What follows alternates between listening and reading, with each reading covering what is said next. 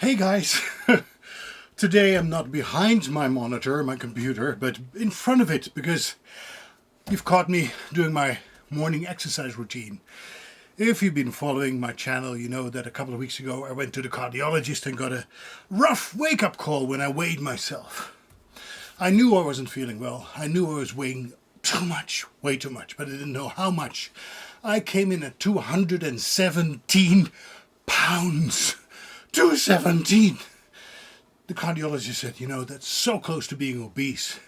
Listen to me, please. Do yourself a favor. Do your body a favor. Do your wife a favor. Start exercising. Start moving, because you as a voiceover, of all people, all you do is sit in front of the microphone and talk. Then you go and have dinner where you sit on your couch and watch whatever it is, and then you go to bed and sleep and you rinse and repeat. And you can't keep that up. If you do, you will die an early death.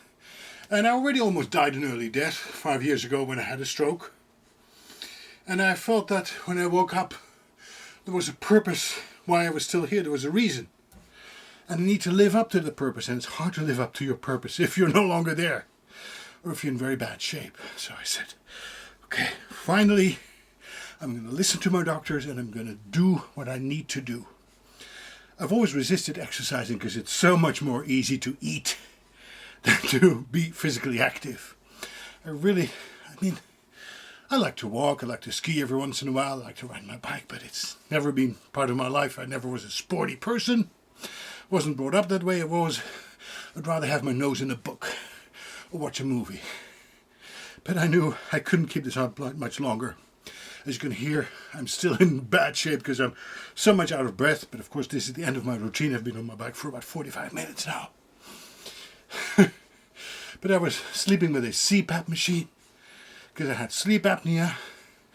And if it would be going on, I would get diabetes and all kinds of stuff that you don't want to have. So I said, okay, let's combine something that I love doing, like watching television, like watching movies, YouTube, going on social media, whatever it is, do something that I normally enjoy doing and combine it with something that I know how to do but don't necessarily like a lot, which is riding my bike. And I'm a Dutchman. There are more bikes in the Netherlands than there are people. So I grew up riding a bike, and getting back on the saddle was really like riding a bike. So there was no more excuse. I got onto an early Black Friday sale on the biggest online retailer, who shall not be named. And I got myself this spin bike. It's normally retails for $400. Got it half off, so for $200 I put it together in 40 minutes. And I've been on it every single day for the past 2 weeks. This is my third week. And you know what? Remember, I weighed myself at the cardiologist's office. I was 217. The other day I stepped on the scale and it was down to 209.5. Yay! The results are by no means typical because we're all different, our body types are different, and our level of exercise that we're used to is different, and our calorie intake is different. But that's my result and I'm proud of it. I need to lose a lot of fat, as you can tell, especially in this area. It's been piling up. But I know that if I keep this up, I will be able to do it.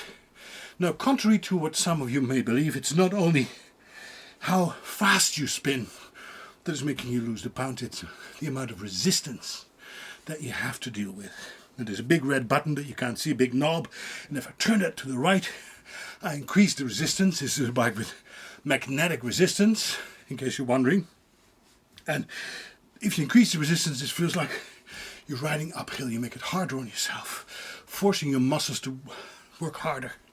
But that's the only way you can gain strength, by doing things that are hard. I compare it to like a jumping board.